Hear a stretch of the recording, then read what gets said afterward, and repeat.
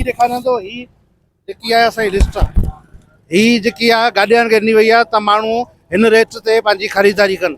ही तव्हांखे ॾिसण में अचे बि। हिन में तव्हां डी.सी. चंद्रमोहन खान जो नालो मूंखे कढी ॾेखारियो।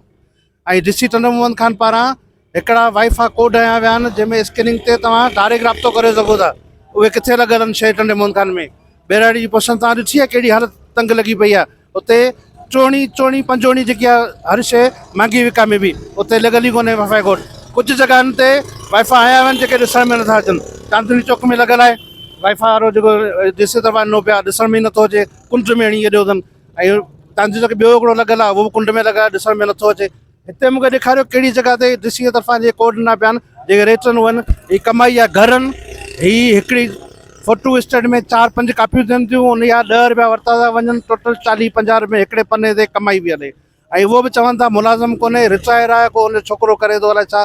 हाणे इहा असांजी चंद्रमोहन खान जी मार्केट कमेटी आहे जेकी चंद्रमोहन खान जी आवाम लाइ आज़ार बणियल आहे। जेके हिते दुकानदार ऐं गाॾी वारा आहिनि उन लाइ आज़ार बणियल आहे, जेके वीचारा पंहिंजो हक़ लाल जो पूरो बि नथा करे सघनि। ही ज़ुल्म आहे, भर हिते राज आहे। हिते केक त वॾा कटजनि था, वॾियूं सालगिरहूं, वॾियूं दाऊं थियनि थियूं, पर को बि धणी साईं हिते कोन्हे। औरतूं दर लॻी पियूं आहिनि, मासूम ॿार तेॾीम खां महिनूं लॻा पिया आहिनि, ग़रीब माण्हू इलाज न माना लॻा पिया आहिनि। मस्जिद जे पासे में नाली जेका उखड़ी थी वञे उते पाइप लाइन लॻाइण तयारु कोन्हनि। पाड़े वारा वञनि चवंदा त असां वटि बजट ई कोन्हे। पर किरोड़ो रुपया अरबे रुपया करियो त केॾा विया तव्हीं? कहिड़ो आवाम ते ख़र्च पिया करियो? आवाम खे रिलीफ कहिड़ी पिया ॾियो? मथां रमज़ान शरीफ़ अचण वारो आहे जंहिंजो असां पहिरीं बि सोशल मीडिया ते दाऊं कयूं आहिनि त ही जेके आहिनि सिस्टम जेके आहिनि ब्लैक ते विकिरो थींदा ऐं माण्हुनि खे आवाम खे महांगा थी मिलंदा। ॿाहिरि मुल्क में त हलिया वञो, रमज़ान जे महीने जो एतिराम आहे। हर ईद में हर कंहिंजो बि त्योहार हुजे हुन में एतिराम आहे। उन्हनि जी हिकिड़ी सिस्टम रखियो वेंदो आहे जीअं माण्हुनि खे रिलीफ मिली सघे। असां वटि हिते अहिड़ो को बि निज़ाम कोन्हे। ही लिस्ट हाणे ही कहिड़ो माण्हू ॾिसंदो हिन ते अमल कंदो?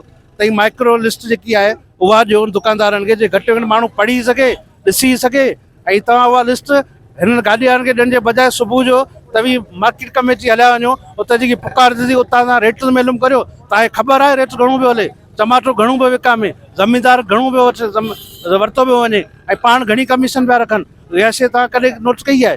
हिते जेके आहिनि गाॾी वारनि त छो, दुकानदार आम जेको आहे उन्हनि खे छो 1500 रुपया खीर वारे खां कांटे वारे खां वठी वञनि, घाणे वारे खां 1500 वठनि। भत्तारो पाउ अधु पाउ किलो वधि में वधि किलो हलाईंदो, उनखे तव्हां 1000 रुपये बची रही हेॾी आहे। ख़ुदा राख रेम करियो चंद्रमोहन खान जी आवाम ते, एॾो लावारिस न सम्झो।